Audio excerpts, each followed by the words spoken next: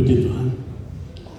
Tidak terasa ini adalah hari Minggu terakhir di tahun 2020. Begitu banyak bencana yang kita hadapi, yang kita lihat, yang kita rasakan.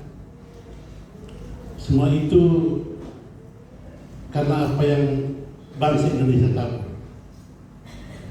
Itu yang akan Tuhan.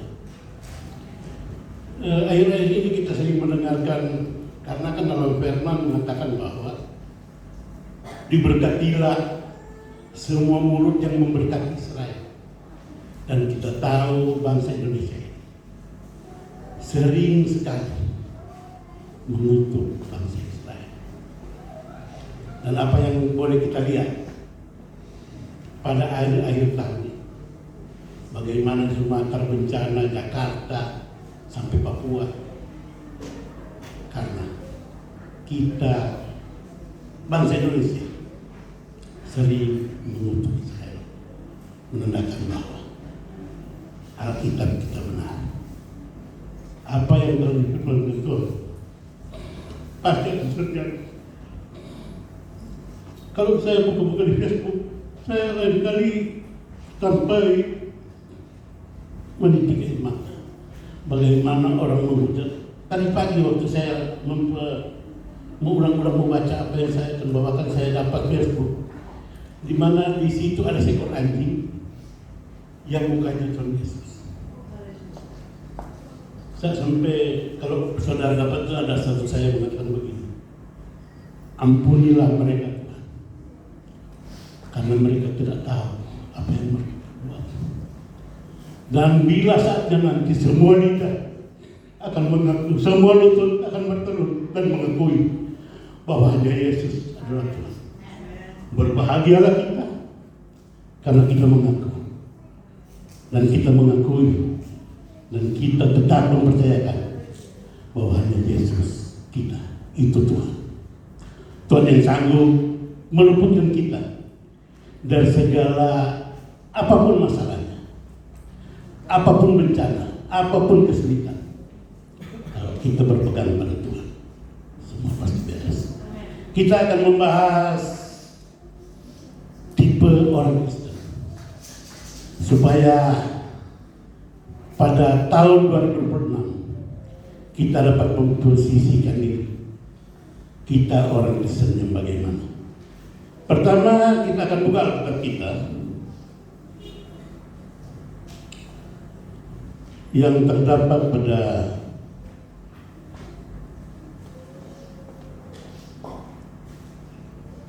Roma 10 ayat 2 dan 3. Roma 10 ayat 2 dan 3. Kalau sudah dapat semua,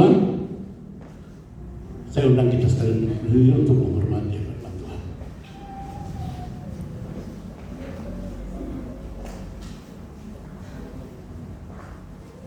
Sudah? Kita baca dengan bersuara supaya mulut kita berbicara, telinga kita mendengar, dan iblis juga mendengar apa yang disurahkan Tuhan pada pagi hari ini. 3, 2, 1.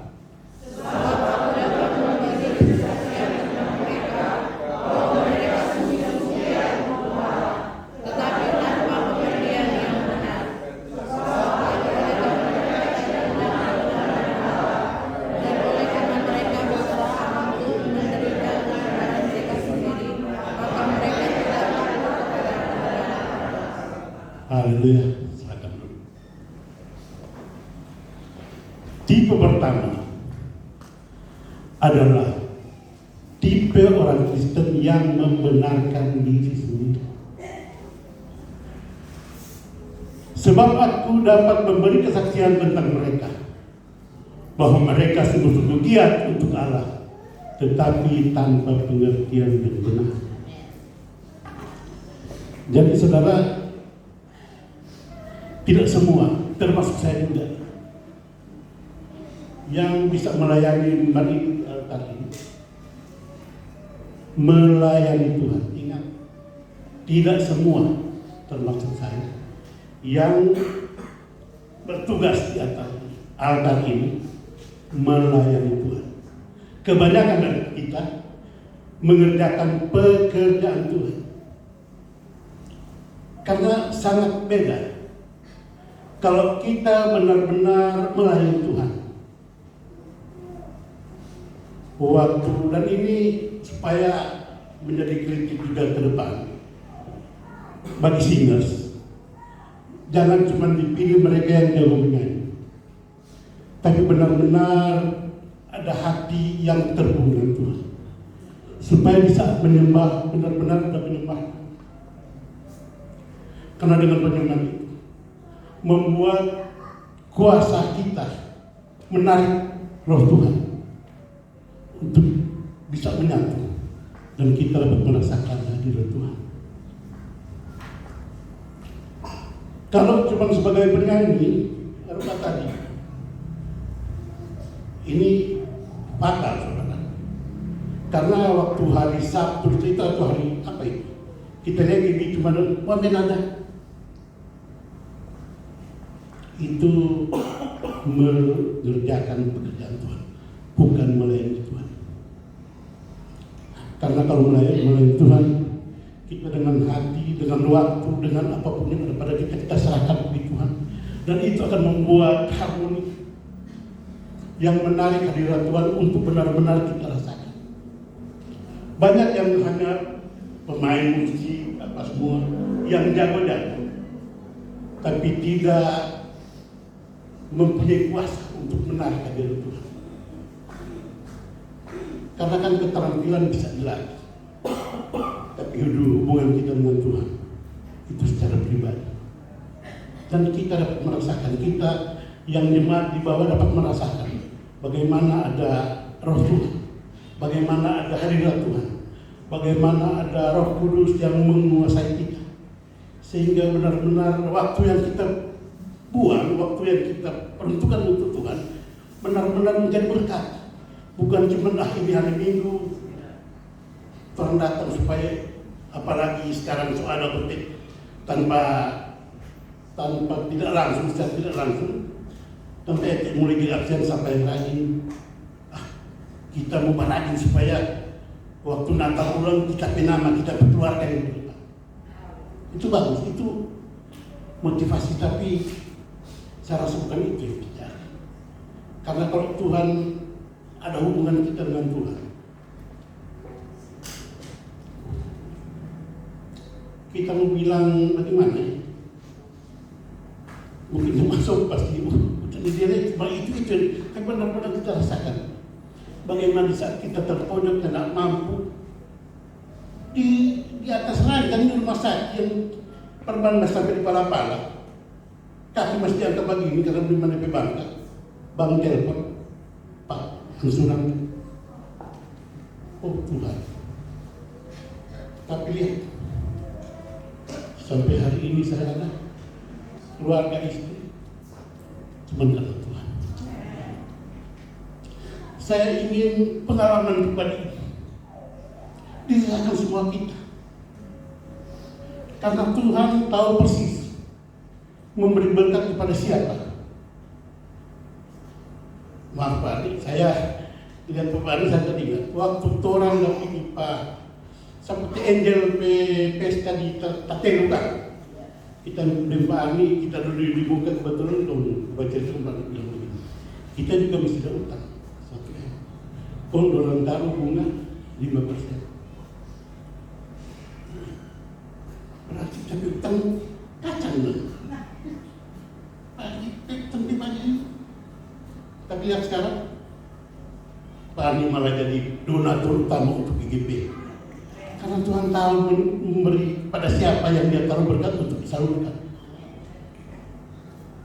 Inilah tipe-tipe orang Kristen. Jadi sebab aku dapat memberi kesaksian tentang mereka bahwa mereka sungguh-sungguh giat untuk Allah, tetapi tanpa pengertian yang benar. Jadi oke, orang kalau dapat lihat akhirnya sudah juara 1 setia ini itu. Tapi apakah dalam peribadatan kita dapat merasakan bahwa betul-betul Tuhan hadir, Tuhan jamah, Tuhan tuntun langkah kita. Terima Esa. Karena banyak sekali ayat-ayat dalam kitab dipakai orang untuk alasan berupa. Coba terang baca 1 Timotius 5 ayat 23. 1 Timotius 5 ayat 23. Coba tampilkan. Janganlah lagi minum air saja, melainkan tambahkan anggur sedikit, berhubung pencernaanmu terganggu dan tubuhmu sering lemah. Ini kan yang dipakai orang sekarang. Berhenti cuma minum. Kita bilang jangan cuma minum air, minum anggur saja. Ini orang Kristen yang membenarkan diri sendiri dengan alasan kita. Dan banyak sekali contoh-contoh lain. Bagaimana mereka dapat berbuat, membilang bagaimana ya? Dengan berupa siapa pengana berselingkuh. Jangan kita. Raja Daud bukan cuma selingkuh, dia bunuh DP suami. Jadi kan orang-orang macam ini memakai ayat-ayat dalam Alkitab untuk membenarkan diri mereka. Ada juga bilang begini, jangan marah. Dan Tuhan Yesus marah di Bait Allah dan Yesus Tuhan itu meja penukaran uang. Inilah tipe-tipe orang Kristen yang cuma membenarkan diri saja. Karena apa? Mereka, coba lihat tadi,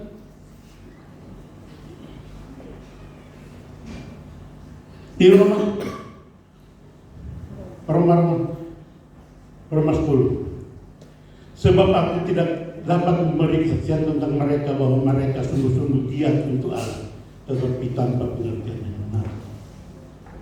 Jadi seharusnya, kalau boleh teman-teman, orang ada ulang itu dan bagi pelayan yang akan bertugas, ada doa di sini, doa puasa. Kita kalau dan itu terpegang paroy, kalau paroy memang setia dalam hal itu. Dan lihat, Tuhan panggil dia kan dengan cara luar biasa, yang tak sakit, yang tak apa-apa, tahu tuh. Ketimbang copi di rumah sakit sekarang, bagaimana ilmu serang kiri kanan belum mati-mati, dia siksa keluarga siksa. Jadi ada pilihan-pilihan yang harus kita, ya umpama kalau orang merasa, ya Tuhan, kita jadi singa cuma setulung kita jago menyanyi, kita tahu ambil nada, boleh gitu. Karena engkau melakukan itu tanpa pengertian yang benar. Mulai benar gitu. Supaya benar-benar. Karena orang ini sementara seleksi. Dia di Sumatera, 1 kali banjir 100.000 lebih mati. Waktu di Aceh itu sekarang tetap sebarang. Jadi umur manusia itu cuma seperti uang. Berbahagialah orang masih hidup. Karena dengan orang masih hidup ini, orang masih diberikan kesempatan oleh Tuhan untuk memperbaiki diri, memperbaiki kesalahan, lebih dekat lagi dengan Tuhan, supaya dengan mata aku dapat melihat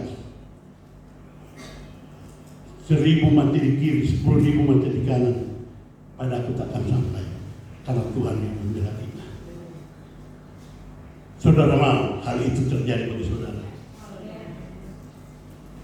Mulai sekarang berdoa supaya Tuhan memberikan bagi kami sekalian, bagi kita pengertian yang benar tentang bagaimana cara melayani Tuhan, bukan mengerjakan pekerjaan Tuhan.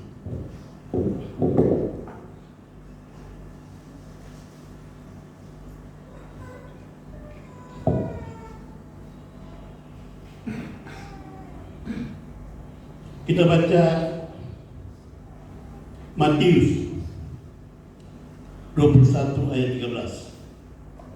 dan 14.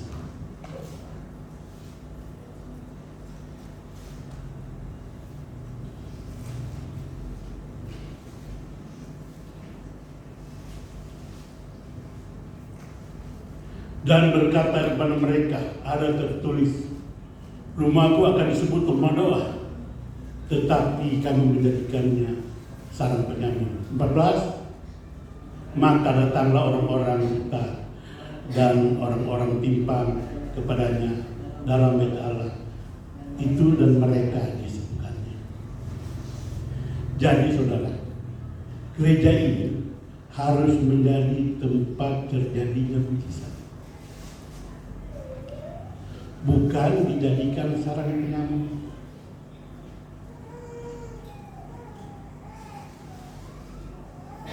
Kalau hati kita benar-benar tertuju pada Tuhan, ada hubungan yang intim dengan Tuhan, belum berdoa, pegang ujung rumbainya saja sembuh, karena ada hubungan dengan Tuhan. Berapa puluh orang yang berbaku toki, baku sama dengan Tuhan, subaku sontong, apa yang terjadi? Nyanda. Tapi bagi perempuan ini, cuma datang untuk pegang ujung reda Tuhan, sembuh. Jadi jadikanlah tempat ini tempat terjadinya mujizat. Dengan kita yang ada di dalamnya harus punya hubungan yang intim dengan Tuhan. Kalau cuma datang termuka sampai kita ada supaya mendapat pesantren minggu depan kita ada, sebentar cepat santai sebentar, kalau sempat terlambat kan ini cuma harus stay-nya. Itu motivasi yang salah. Tapi benar-benar kita rindu datang kepada Tuhan. Seperti anak yang hilang. Waktu dia kelaparan di tempat perantauan, sehingga meminta makanan babi untuk dimakan mengisi perutnya, dan tidak dibolehkan juga. Betapa rindu dia kembali ke rumah Bapa. Sampai dia berkata, kalau kita sebuah kudapan dari Bapa, kita mau bilang, Bapak, jangan anggap kita anak, bikin kita hamba. Begitu besar kerinduannya, karena dia sudah merasakan bagaimana malapetaka menimpa dia setelah dia jauh dari Tuhan. Jadi kerinduan ini yang harus kita pupuk, bahwa kalau kita terpisah dari Tuhan, bagaimana keadaan kita akan dihimpit oleh dosa, akan diterkam oleh, karena kita terpisah dari Sang Yang memberi kehidupan. Kerinduan dari anak yang hilang itu seharusnya ada pada kita, ada bagi jemaat Kristus. Tapi kalau melihat keadaan ini, masih sedikit yang mempunyai karunia. Buktinya masih banyak bangku yang kosong. Kalau Natal sampai di luar kita lihat, akhirnya kan itu menjadi istilah belum tahu. Yang datang cuma Natal dan Paskah, habis itu hilang pulang. Jadi kelihatan giat, tapi tanpa pengertian yang benar. Jadi kalau si anak-anak dulu kita yang masjid pada ingat begini, buka gereja dulu mau tebus dosa. Jadi orang lebih maksud kalau saya ke gereja dosa hilang. Jadi keluar mau bikin ulang supaya lebih Natal tahun depan masuk ulang. Banyak sekali orang Kristen tanpa pengertian yang benar. Terus kita baca lagi Markus 10 ayat 20.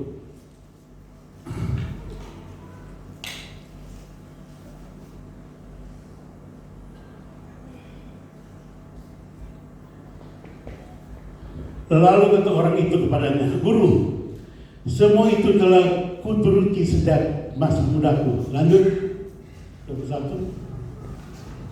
Tapi Yesus memandang dia dan menaruh belas kepadanya, lalu berkata kepadanya, "Hanya satu lagi kekuranganmu. Pergilah, jualah apa yang kau miliki dan berikanlah kepada orang-orang miskin, maka engkau akan beroleh harta di surga. Kemudian datanglah kemari dan ikutlah aku." Ini cerita seorang muda yang kaya. Dia merasa bahwa dia telah memiliki kerajaan surga. Karena apa yang diperintahkan Taurat kepadanya semua telah dilakukan. Sehingga pada ayat sebelumnya dikatakan apa? Coba ayat 20. Lalu kata orang itu kepadanya, "Guru, semua itu telah kuturuti sejak masa muda." Dipikirlah surga dapat dibeli, sehingga banyak yang agama seberang bikin amal banyak-banyak supaya serta imbang, orang beramal dan orang berdosa bisa orang beramal lebih sedikit beres masuk surga.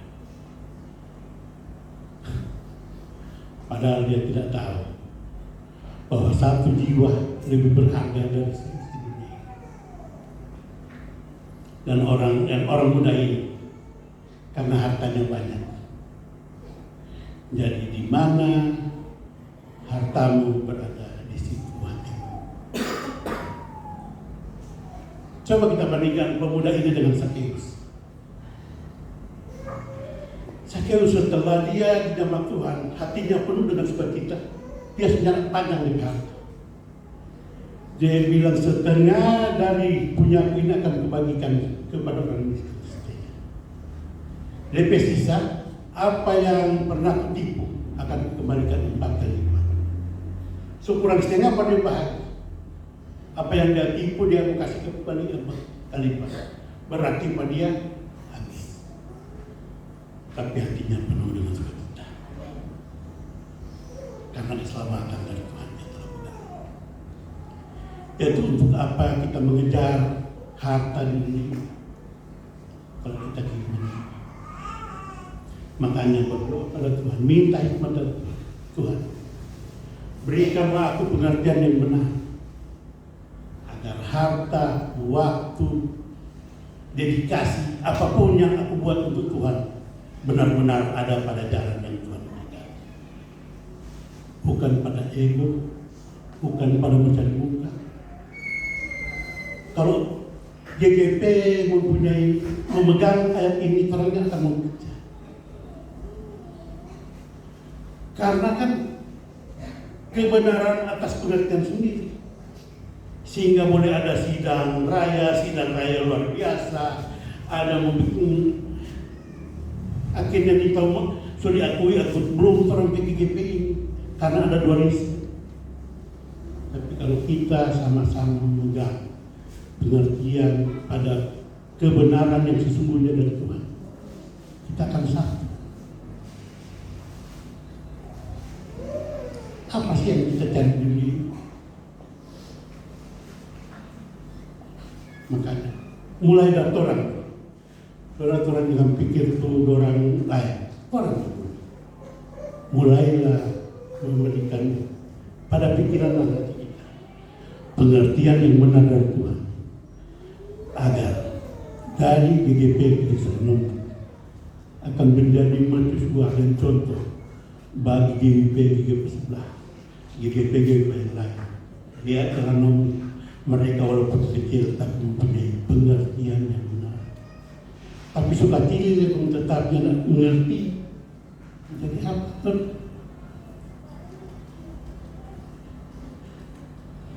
Prediksi dari pakar-pakar ekonomi tahun 2006 adalah tahun yang sulit.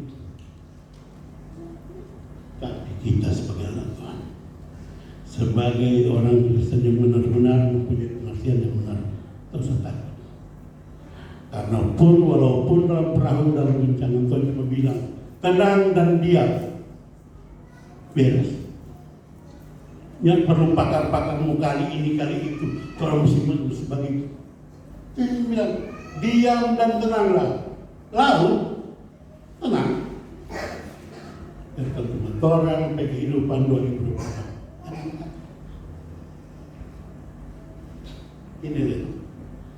Ini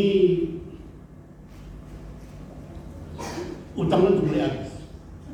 So mulai pelan-pelan, seperti yang belum cepat. Kita mau kuliah. Mau bayar pertama 12 juta. Bagaimana? Tapi kalau ada firman ini, yang penting kita mempunyai pengertian yang benar dengan Tuhan.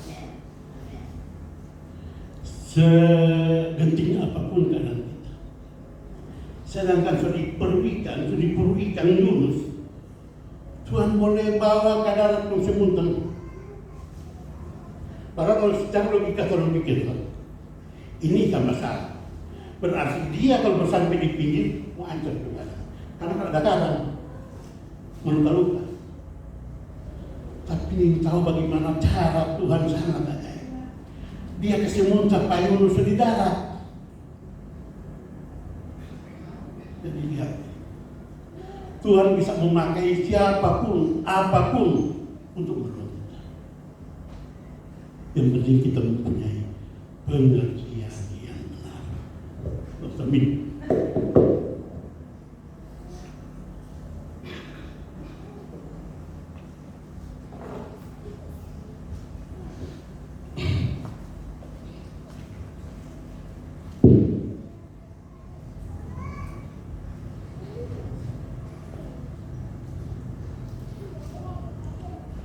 Kenapa? Kita harus benar-benar meminta ke Tuhan, berikan kita pengertian yang benar. Karena dalam Amsal 14 ayat 12, coba kita baca Amsal 14 ayat 12.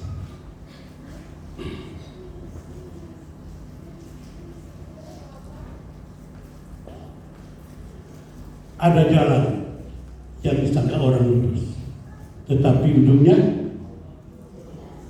halus. Jadi kalau kita sudah kita berumur 61, 62, soalnya lama. Dari Kristen dari kecil pernah bilang Kristen dari puluh karena mama memang Kristen, bapak pendeta, jadi dari puluh Kristen. Tapi kalau sampai umur ini, saya tidak memiliki pengertian yang benar. Saya akan seperti ini.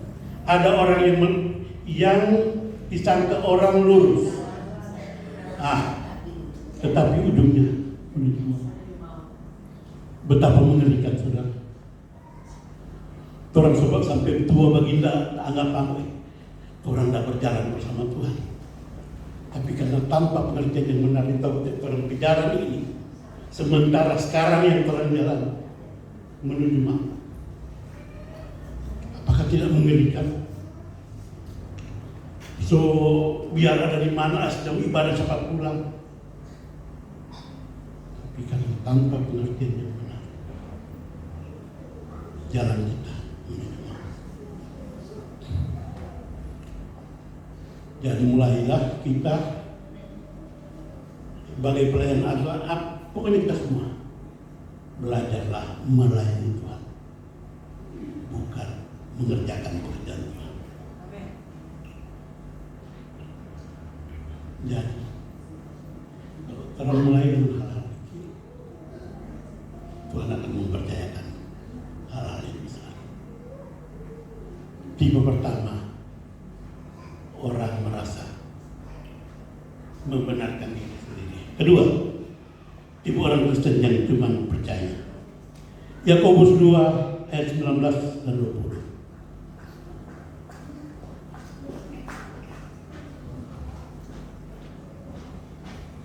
Yakobus 2 ayat 19, engkau percaya bahwa hanya satu Allah saja, itu baik.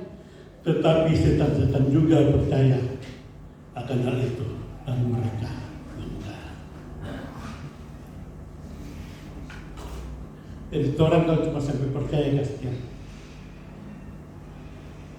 orang belum dapat pasti. Karena setan tutup hore. Dia tahu siapa Tuhan dan dia benar. Torah.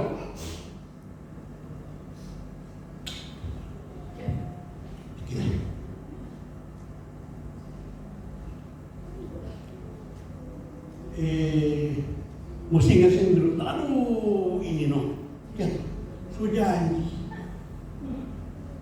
Mau dibatal bang ini, lu bos pasar. Orang percaya Tuhan Maha Kuasa, Tuhan Maha, tapi orang tidak dapat membuktikan bagaimana kuasanya.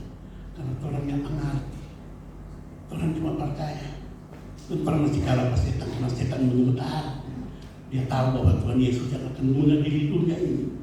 Dia tetap boleh orang. Karena ente kembalikan muda, mau bagi kamu kita lebih banyak jemaat. Tapi apapun yang kau kerjakan untuk Tuhan, kerjakanlah dengan sungguh-sungguh karena ada upah. Orang yang berorientasi dengan upah, orang bernapas ini, sumpah. Karena bagaimana di rumah sakit itu ada problem itu, kita pernah rasa itu. Berapa lah bayar? Untuk orang makanya tidak ada hal yang kita lakukan dan tidak mengucap syukur. Karena semua yang kita miliki, semua yang kita rasakan, semua yang kita alami cuma anugerah.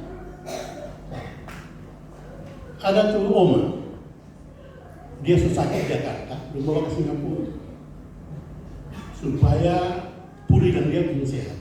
Setelah terapi apa sama Singapura, berbalik di Jakarta belajar di sini karena terlalu ramai, di udara sudah segar, bawa dia ke Manado supaya pagi-pagi umat boleh keluar ke jalan sehat. Bawa ke Manado. Hari pertama sampai di Manado, dia pagi-pagi dia keluar ke jalan, dia keluar pagar itu bagi. Selesai. Itu. Jadi inilah manusia. Jadi kalau orang masih hidup, masih ada tarikan nafas, bersyukur. Karena Tuhan masih memberikan kami kesempatan untuk memperbaiki apa yang salah. Jangan sudah tahu apa kita begini, apalagi hari Natal begini, semua tahun baru ini. Kalau Bapak minggu depan tadi sudah bahas, ada di ayat. Kalau Maroko, mana ayat bilang jangan Maroko, jangan, berarti boleh. Tapi baik kita, rumah ya, tubuh kita adalah baik Tuhan, baik yang kudus, patutlah kita menjaganya. Ente di pom bensin atau di dalam merokok di pom bensin pagi kotoran ini. Hargailah diri kita sebagai pemberian Allah dan kita ciptaan yang mulia. Karena cuma manusia yang mati dan ada kehakiman binatang yang nggak biar dia burung merak atau apapun yang paling indah di binatang yang nggak sama dengan orang. Karena orang diciptakan serupa dengan gambar Tuhan. Mau dia saya, dia gajah, sama saja. Karena akan dimakan usia. Yang cantik bukan dia akan bororo kalau kita mencipta kebaikan. Tidak harga-harga foto di atas dalam mimpi. Sampai ke kebalik. Cek. Ternyata kita dari ada ini kita hitam dari dulu. Di foto itu cuma kita paling hitam. Tapi bersyukur kita masih hidup. Masih ada waktu untuk memperbaiki kesalahan. Amin. Syukuri itu, saudara.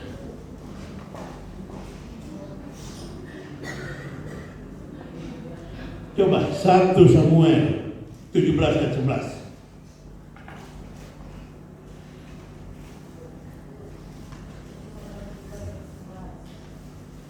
1 Samuel 17 dan 11. Ketika Saul dan segenap orang Israel mendengar perkataan orang Filistin itu, maka cemaslah hati mereka dan sangat ketakutan.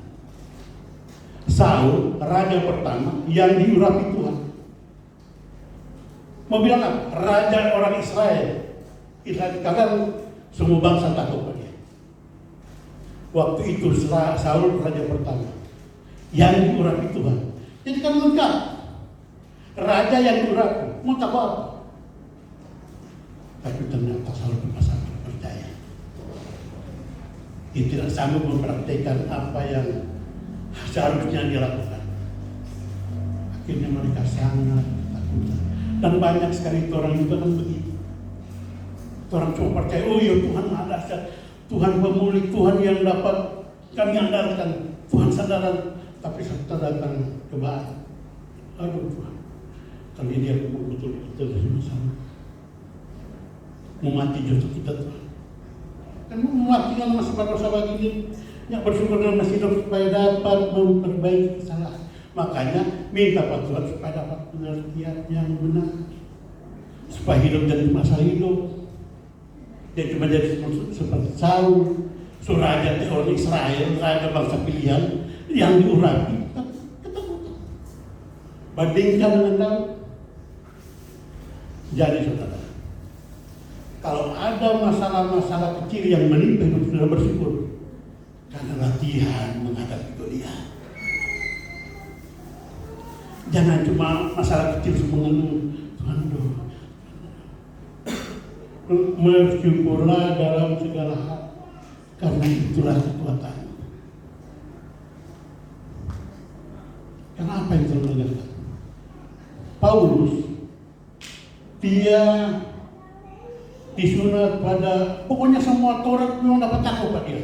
Dia murid dari Gamaliel, dia turunan Benyamin, dia pokoknya semua. Tapi apa dia bilang? Dulu yang kubanggakan sekarang kuanggap sampah. Ini apa yang Tuhan bakal kerjakan? Berharap apa Tuhan? Karena cuma Dia yang sanggup. Ulang-ulang kita bilang kalau tuh orang masih tidak bersyukur, karena Tuhan masih memberikan kesempatan untuk memperbaiki. Kalau memang merasa bahwa orang ini masih bagian kamu, cuma tinggalkan. Dalam hidup cuma semacam awal. Dia di Sumatera, satu kali banjir bandang para ribu orang tewas. Terus bersyukur masih begini, masih boleh bersuka-suka di sini. Natal dapat undang. Oke. Kalau di Jawa sana itu lebih ibadah dong larang. Tapi lihat akibatnya, Indonesia adalah masalah. Tapi puji Tuhan, kita mulai orang dan kelompok kecil ini GGP Kristen mulai menyatu dan membuka pikiran kita, minta Tuhan berikanlah kami pengertian yang benar, agar kita bisa menjadi contoh bagi tetangga, masyarakat, mungkin bagi seluruh Indonesia kalau memang betul-betul dalam pengertian yang benar. Karena kita hidup ini, kita harus melengkapi amanat Allah. Pergilah, beritakan Injil. Bagaimana cara memberitakan Injil kalau di rumah yang didengar tetangga cuma bilang, ngaku dia Allah. Karena menjadi apa? Berarti bilang itu tuh GGP Kristen sampai orang mengikuti di gereja dia itu lakukan. Tapi kalau di rumah kita bangun mesbah, ada puji-pujian yang keluar dari rumah kita, betapa indah hidup ini. Lanjut, kita harus menjadi ketiga, mengenal dan dikenal Tuhan.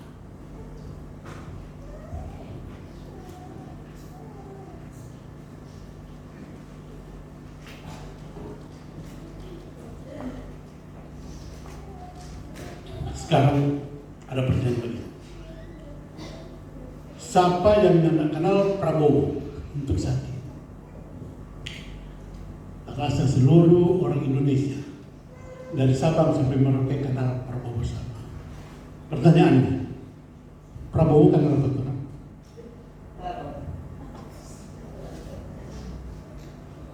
Kenapa? Tapi kalau kita menjadi orang Kristen yang benar, kita akan dikenal, mengenal dan dikenal. Kita baca ayatnya 1 Korintus 8 ayat 3.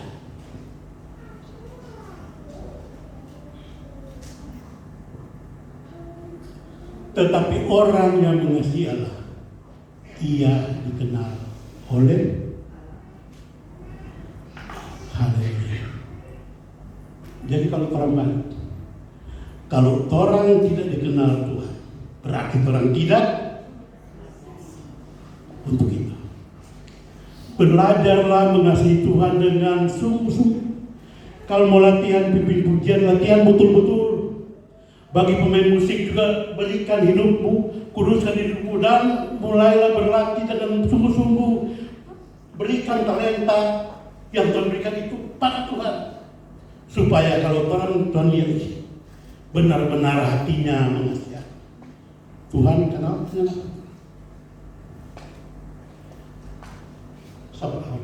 Andrian ada terampe kanan tua di atas, karena dia untuk penonton kita boleh bicara karena memang dia sedikit terlalu melapor bawah. Kita mau lapor bawah, saya mau lapor bawah, karena dia rasa wali kanan apa dia. Jadi, bukan musik bawah sedikit, tapi kemana kan itu dia. Jadi lihat, kalau kita merasa mengenal dan dikenal, gampang sekali.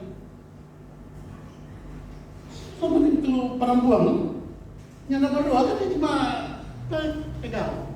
Sembuh, yang bilang Tuhan, ya enggak. Kalau Tuhan mengenal, Tuhan melihat usaha. Bagaimana dia sudah 32 tahun pendarah, hartanya sudah habis. Berarti memang sampai tenaganya sudah selama. Tapi bagaimana usahanya, upayanya untuk mendekatkan diri ke Tuhan. Bagaimana orang-orang kekar besar yang ada menghalangi jalannya, tapi mungkin dia meruku, dia meraya dan bawa pulang naik, pasir, lontoran dan apa, tetap dia maju. Sampai dapat menjangkau dan memegang ujung Tuhan. Orang bagaimana orang berusaha untuk datang kepada Tuhan. Sesama dengan perempuan. Atau baru yang sedikit, ya, mau pergi mau pulang. Iya, soalnya padahal yang latarnya bikin sendiri. Orang seperti tak ada usaha. Begitu juga dengan ibadah-ibadah Ombak, ibadah Kamis. Aduh, mau pergi masuk laras kali ini. Betul-betul terkuras tenaga. Kalau orang tahu hari Kamis adalah ibadah, kenapa orang mesti paksa, mesti keluar tenaga sampai masuk menit. Bagaimana kalau umpama yang nak pergi ke betul-betul yang so sampai hari ini kan?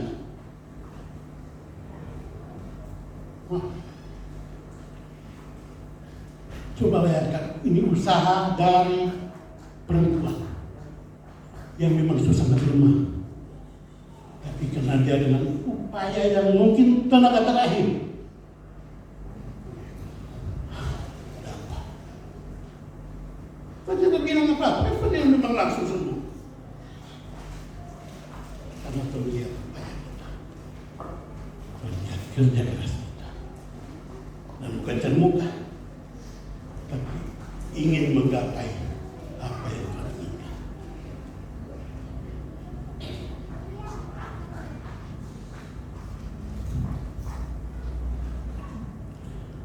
Mazmur 25 ayat 11.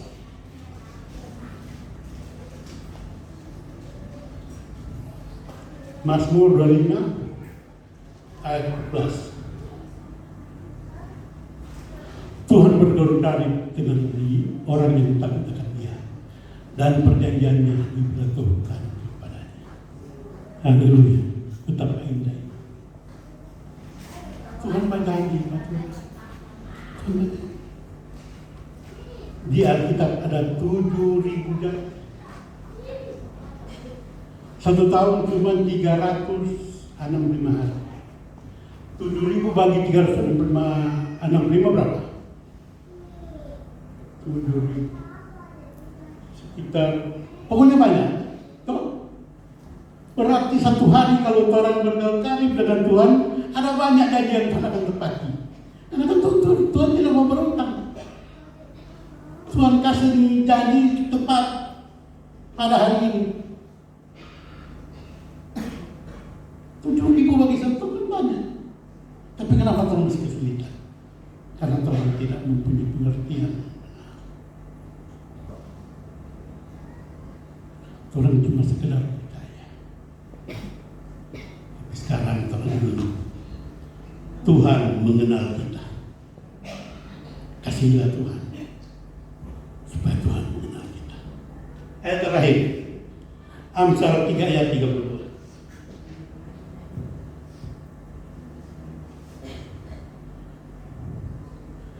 Janganlah bertengkar tidak semena-mena dengan seorang jikalau ia tidak bertengkar kepadamu. 32.